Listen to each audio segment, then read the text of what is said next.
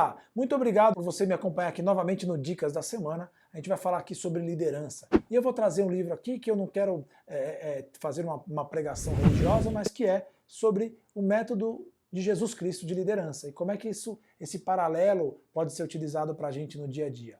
Ainda mais hoje, em tempos de propósito, em tempos que as pessoas fazem aquilo que elas acreditam. Nós estamos aí no meio de uma crise ou numa situação bastante diversa que a gente vem vivendo, e a gente está vendo várias empresas conseguirem usar o seu propósito a favor da comunidade, a favor da população, se comprometendo inclusive financeiramente com uma série de benefícios e ajuda para que isso tudo possa continuar gerando prosperidade, economia, etc. e tal, mesmo no momento de adversidade. E nesse caminho que a gente tem é uma geração de colaboradores que cada vez mais busca o propósito. E aí talvez usar esse exemplo, que é de uma consultora chamada Laurie Beth, super renomada nos Estados Unidos, e que ela então fez um comparativo entre os ensinamentos de Jesus e os ensinamentos de liderança. E o que é mais relevante nesse livro todo aqui é um trechinho que está aqui atrás. Quer dizer, o livro todo é relevante, mas nessa resenha que eu estou trazendo para você, eu vou abordar esse trechinho aqui atrás. E ela fala assim, né, até tirando um pouco o peso dessa questão religiosa de todo esse processo, mas passando como uma leitura.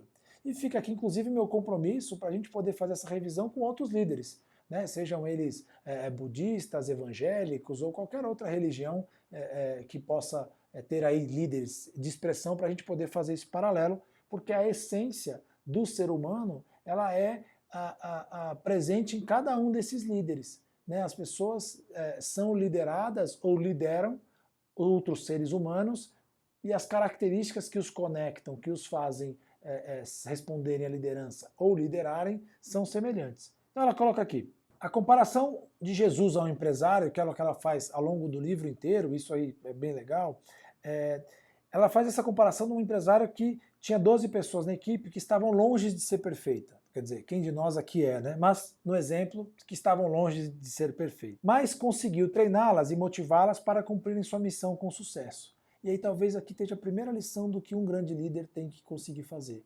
Fazer com que as pessoas cumpram a sua missão com sucesso.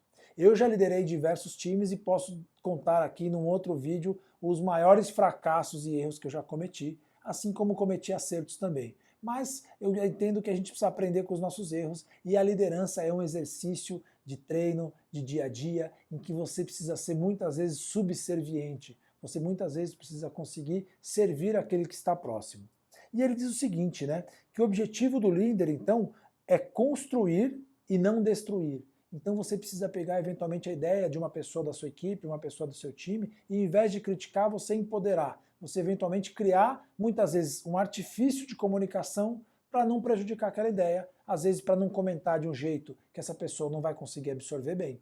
A gente falou aqui já de perfil comportamental, mas como é que essa pessoa reage a críticas? Como é que essa pessoa gosta de ver as informações? Você às vezes mostra uma informação no sentido de ajudar a construir, mas uma informação muito detalhada. E essa pessoa tem um perfil comportamental comunicativo, que é ligado a grandes coisas. E às vezes ela tem dificuldade de entender a forma com que você está falando para ela.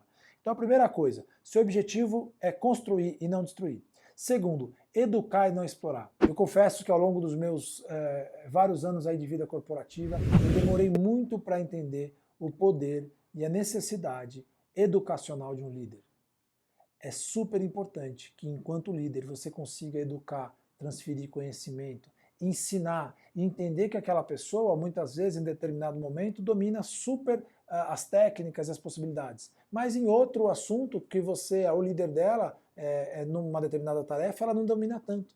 E aí talvez você tenha que ter paciência para poder ensinar, porque os estágios de conhecimento são diferentes. E cabe àquele líder que quer ganhar o respeito da sua equipe tentar desenvolver esse lado educacional. Confesso que diante do nosso dia a dia, das pressões que a gente tem, das metas que a gente tem por resolver, é um desafio. Você às vezes tem que pegar na mão e gastar horas repetindo coisas que você já domina.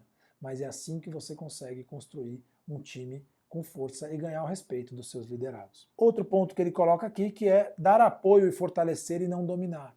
Então muitas vezes você vai ensinar uma, vai ensinar duas, vai ensinar 3 vezes a pessoa e você vai ver que ela teve dificuldade de aprender. Eu devo dar apoio e não tentar julgá-la por que ela conseguiu ou não conseguiu. Veja, que são características muito sublimes e muito sutis, na verdade, a palavra é sutis, e também sublimes, que tirou aqui dos ensinamentos de Jesus Cristo. E por isso que é legal essa comparação, porque quando a gente está falando do ser humano que está no outro lado, do ser humano que é liderado, nós estamos falando das questões emocionais, das questões íntimas, dos buracos emocionais que essa pessoa preenche com as decisões que ela toma. E como é que você, também cheio de buracos emocionais, pode se conectar com essa pessoa e, em conjunto com ela, buscar uma evolução sua, primeiramente, dela também, como prioritária, sua e dela, mas do seu departamento, da sua empresa e assim por diante. Fica então essa dica, nunca é demais falar de religião, de líderes religiosos e de desenvolvimento emocional, racional e espiritual. Fiquem com a dica da semana, Jesus, o maior líder que existiu. Como os princípios de liderança de Cristo podem ser aplicados no trabalho, gerando crescimento, harmonia e realização. É sempre bom falar de paz nesses momentos de adversidade. Foi muito bom estar com vocês aqui mais essa dica da semana. Um forte abraço e que vocês possam prosperar cada vez mais. Pensamentos positivos, olhando o lado cheio do copo, é sempre mais fácil viver a vida. Aproveitem a jornada e vamos continuar caminhando e seguir em frente, porque a nós só cabe a evolução individual e coletiva. Um forte abraço.